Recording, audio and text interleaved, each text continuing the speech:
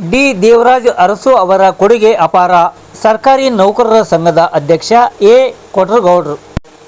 ವಿಜಯನಗರ ಜಿಲ್ಲೆ ಹೂವಿನಹಡಗಲಿ ತಾಲೂಕು ಪಂಚಾಯಿತಿ ರಾಜೀವ್ ಗಾಂಧಿ ಸಭಾಂಗಣದಲ್ಲಿ ಜಿಲ್ಲಾಡಳಿತ, ತಾಲೂಕು ಪಂಚಾಯಿತಿ, ಪುರಸಭೆ, ಹಿಂದುಳಿದ ವರ್ಗಗಳ ಕಲ್ಯಾಣ ಇಲಾಖೆ ಸಹಯೋಗದಲ್ಲಿ ಸಾಮಾಜಿಕ ನ್ಯಾಯದ ಸರದಾರ, ಕರ್ನಾಟಕ ರಾಜ್ಯದ ಮಾಜಿ ಮುಖ್ಯಮಂತ್ರಿಗಳಾದ ಡಿ ದೇವರಾಜ್ ಅರಸುರವರ 111ನೇ ಜನ್ಮ ದಿನಾಚರಣೆಯು ಜ್ಯೋತಿ ಬೆಳಗುವ ಮೂಲಕ ಕಾರ್ಯಕ್ರಮಕ್ಕೆ ಚಾಲನೆ ದೊರೆಯಿತು. ಕಾರ್ಯಕ್ರಮದ ಅಧ್ಯಕ್ಷತೆಯನ್ನು ತಾಲೂಕು ಪಂಚಾಯಿತಿ ಕಾರ್ಯನಿರ್ವಾಹಕ ಅಧಿಕಾರಿ ಪರಮೇಶ್ವರ್ ಅವರು ವಹಿಸಿದ್ದರು. ಪ್ರಾಸ್ತಾವಿಕವಾಗಿ ಡಿ ದೇವರಾಜ್ ಅರಸುರವರ ಜೀವನ, ಬಾಲ್ಯ ವ್ಯವಸ್ಥೆ, ರಾಜಕೀಯ ಪಯಣ, ನಡೆದು ಬಂದ ದಾರಿ, ಸಾಧನೆಗಳ ಕುರಿತು ಬಿಸಿಎಂ ಇಲಾಖೆ ಕಲ್ಯಾಣಾಧಿಕಾರಿ ರಮೇಶ್ ಅವರು ಮಾತನಾಡಿದರು. ವಿದ್ಯಾರ್ಥಿನಿಯರು ಪ್ರಾರ್ಥಿಸಿದರು. ಬಿಸಿಎಂ ವಸತಿ ನಿಲಯ ಪಾಲಕಿ ಶೋಭಾ ಅವರು ಸ್ವಾಗತಿಸಿದರು. ನಿಲಯ ಪಾಲಕರಾದ ದೇವರಾಜ್ ವಂದಿಸಿದರು. ಕಚೇರಿ ಸಿಬ್ಬಂದಿ ಕಿರಣ್ ಕುಮಾರ್ ಅವರು ಕಾರ್ಯಕ್ರಮ ನಿರೂಪಿಸಿದರು. ಎಸ್ಎಸ್ಎಲ್ಸಿಯಲ್ಲಿ ಅತಿ ಹೆಚ್ಚು ಅಂಕ ಗಳಿಸಿದ ಹಾಗೂ ಪಿಯುಸಿಯಲ್ಲಿ ಅತಿ ಹೆಚ್ಚು ಅಂಕ ಗಳಿಸಿದ ವಿದ್ಯಾರ್ಥಿನಿಯರನ್ನು ಸನ್ಮಾನಿಸಿ ಗೌರವಿಸಿದರು. ಸರ್ಕಾರಿ ನೌಕರರ ಸಂಘದ ತಾಲೂಕು ಅಧ್ಯಕ್ಷರು ಹಾಗೂ ಪ್ರಾಂಶುಪಾಲರಾದ ಎ ಕೊಟ್ರಗೌಡ್ರು ಉಪನ್ಯಾಸ ನುಡಿಯಲ್ಲಿ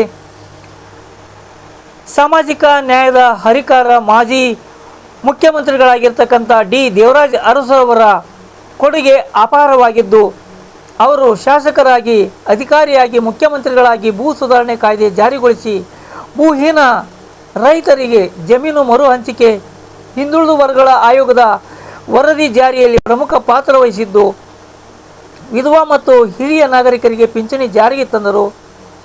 ರಾಜ್ಯದ ನಾಯಕರಾಗಿ ಅವರ ಸಮಾಜಮುಖಿ ಚಿಂತನೆಗಳು, ದೂರದೃಷ್ಟಿಯ ನೋಟ ಮತ್ತು ಕೊಡುಗೆಗಳನ್ನು ಸವಿಸ್ತಾರವಾಗಿ ಹೇಳಿದರು.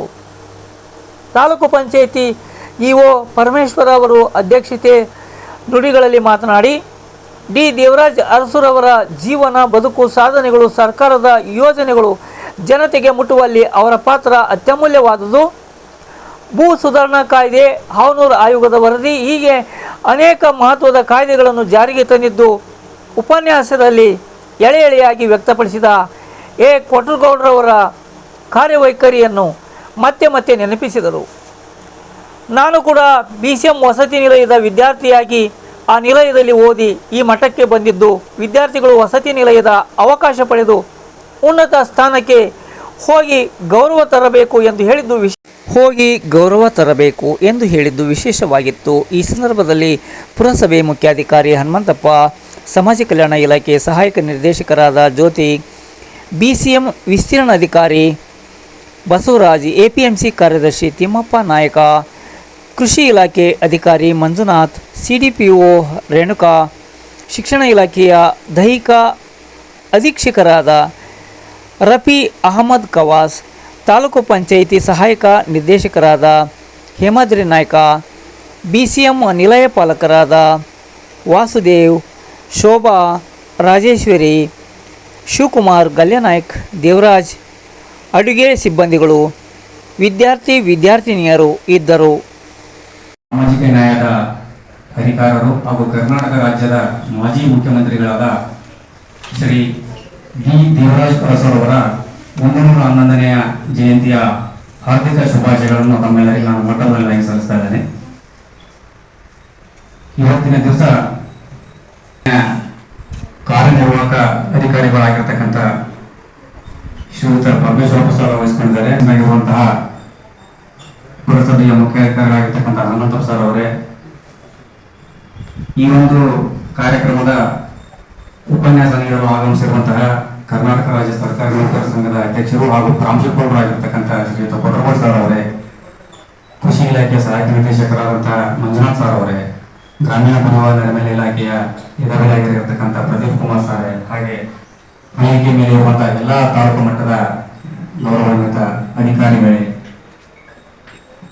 ಪತ್ರಿಕಾ ಮಾಧ್ಯಮದ ಸ್ನೇಹಿತ ಬಳಗದವರೇ, ನಮ್ಮ ಇಲಾಖೆಯ ಆಧಾರ ಸ್ತಂಭ ಹಾಗೂ ನನಗೆ ಬೆಂಬಲವಾಗಿ ನಿಂತು ಕರ್ತವ್ಯಗಳನ್ನು ನಿರ್ವಹಿಸುತ್ತಿರುವಂತಹ ಎಲ್ಲ ನನ್ನ ಪ್ರೀತಿಯ ಇಲಾಖೆಯ ಸಿಬ್ಬಂದಿ ವರ್ಗದವರೇ, ನಮ್ಮ ವಿದ್ಯಾರ್ಥಿ ನಿಲಯಗಳಿಂದ ಆಗಮಿಸಿರುವಂತಹ ನಮ್ಮ ಪ್ರೀತಿಯ ವಿದ್ಯಾರ್ಥಿನಿಯರೇ, ವಿವಿಧ ಸಮಾಜದ ಮುಖಂಡರುಗಳೇ, ಸಾರ್ವಜನಿಕರೇ, ನಾಗರಿಕ ಬಂಧುಗಳೇ, ಎಲ್ಲ ಗೌರವಕ್ಕೆ ನಮಸ್ಕಾರಗಳನ್ನು ತಿಳಿಸುತ್ತಾ, ಶ್ರೀಯುತ ಡಿ ದೇವರಾಜ್ ಅವರು ನಮ್ಮ ರಾಜ್ಯಕ್ಕಂತಹ ಧೀಮಂತ ನಾಯಕರು. ಇವರು ಮೈಸೂರು ಜಿಲ್ಲೆ ಹುಣಸೂರು ತಾಲೂಕಿನ ಕಲ್ಲಹಳ್ಳಿ ಎನ್ನುವಂತಹ ಒಂದು ಚಿಕ್ಕ ಗ್ರಾಮದಲ್ಲಿ ಆಗಸ್ಟ್ 20, 1915 ಜನಿಸ್ತಾರೆ. ಇವರು ಪ್ರಾಥಮಿಕ ಮತ್ತು ಪ್ರೌಢ ಶಿಕ್ಷಣವನ್ನು ಹುಣಸೂರು ತಾಲೂಕಿನಲ್ಲಿಯೇ ನೆರವೇರಿಸ್ತಾರೆ. ತದನಂತರ BSc ಪದವಿಯನ್ನ ಬೆಂಗಳೂರಿನ ಸೆಂಟ್ರಲ್ ಕಾಲೇಜಿನಲ್ಲಿ ಅವರು ಆ ಪದವಿಯನ್ನು ಪೂರ್ಣಗೊಳಿಸ್ತಾರೆ. ಅದಾದ ನಂತರ ಅವರು ಕೃಷಿ ಕ್ಷೇತ್ರಕ್ಕೆ ತೊಡಗಿಕೊಳ್ತಾರೆ. ಕೃಷಿಯಲ್ಲಿ ಕೂಡ ಅವರಿಗೆ ತುಂಬಾನೇ ಆಸಕ್ತಿ ಇತ್ತು. ಆ ಕೃಷಿ ಕ್ಷೇತ್ರದಲ್ಲಿ ಅವರು ತಮ್ಮನ್ನ ತೊಡಗಿಸಿಕೊಳ್ತಾರೆ. ಅದಾದ ನಂತರ ಅವರು ರಾಜಕೀಯ ಕ್ಷೇತ್ರಕ್ಕೆ ಅನಿರೀಕ್ಷಿತವಾಗಿ ಎಂಟ್ರಿ ಆಗ್ತಾರೆ.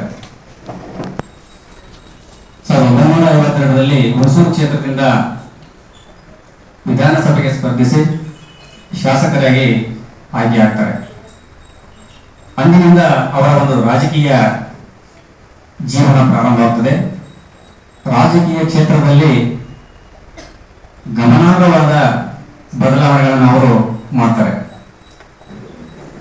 ನಮ್ಮ ಕರ್ನಾಟಕ ರಾಜ್ಯದ ಮುಖ್ಯಮಂತ್ರಿಗಳಾಗಿ 2 ಬಾರಿ ಅವರು ನಮ್ಮ ಕರ್ನಾಟಕ ರಾಜ್ಯದ ಮುಖ್ಯಮಂತ್ರಿಗಳಾಗಿ ಸೇವೆಯನ್ನ ಸಲ್ತಾರೆ. ಆ ಸಂದರ್ಭದಲ್ಲಿ ಅವರು ತೆಗೆದುಕೊಂಡಂತಹ ತೀರ್ಮಾನಗಳು ಐತಿಹಾಸಿಕ ತೀರ್ಮಾನಗಳಾಗಿವೆ. ಇವತ್ತಿಗೂ ಕೂಡ ಜೀವಂತವಾಗಿ ಆ ಒಂದು ಹಿನ್ನೆಲೆಯಲ್ಲಿಯೇ ಇವತ್ತಿನ ಕಾರ್ಯಕ್ರಮಗಳು ಪ್ರಸ್ತುತದಲ್ಲಿ ಕೂಡ ಜಾರಿ ಆಗಿದ್ದಾವೆ. ವಿಶೇಷವಾಗಿ ಅವರು ಕರ್ನಾಟಕ ರಾಜ್ಯದ ಮುಖ್ಯಮಂತ್ರಿಗಳು ಆಗಿರ್ತಕ್ಕಂಥ ಸಂದರ್ಭದಲ್ಲಿ ಸಮಾಜದ ತುಳಿತಕ್ಕೆ ಒಳಗಾಗಿರ್ತಕ್ಕಂತಹ ಕಟ್ಟಕಡೆಯ ವ್ಯಕ್ತಿಯು ಕೂಡ ಶೈಕ್ಷಣಿಕವಾಗಿ, ಸಾಮಾಜಿಕವಾಗಿ, ಆರ್ಥಿಕವಾಗಿ ಕೂಡ ಪ್ರಗತಿಯನ್ನು ಸಾಧಿಸಬೇಕು, ಸಮಾಜದಲ್ಲಿ ಮುನ್ನೆಲೆಗೆ ಬರಬೇಕು ಅಂತಕ್ಕಂಥ ಒಂದು ಕನಸನ್ನು ಕಂಡಂತ ದೂರದೃಷ್ಟಿಯುಳ್ಳಂತಹ ಅವರು ನಾಯಕರು. ಹಾಗಾಗಿ ಹಿಂದುಳಿದ ವರ್ಗಗಳ ಅಭಿವೃದ್ಧಿಗಾಗಿ ಸಾಕಷ್ಟು ಕಾರ್ಯಕ್ರಮಗಳನ್ನ ಜಾರಿಗೆ ತರ್ತಾರೆ. ಅದರಲ್ಲಿ ಪ್ರಮುಖವಾಗಿ ಭೂಬಡತನ ಇರಬಹುದು, ಜೀತ ಪದ್ಧತಿ ಇರಬಹುದು, ಆಮೇಲೆ ಹಿಂದುಳಿದ ವರ್ಗಗಳಿಗೆ ಸಂಬಂಧಪಟ್ಟಂತ SG ಆವೂರು ಆಯೋಗವನ್ನು ಕೂಡ ರಚನೆ ಮಾಡ್ತಾರೆ.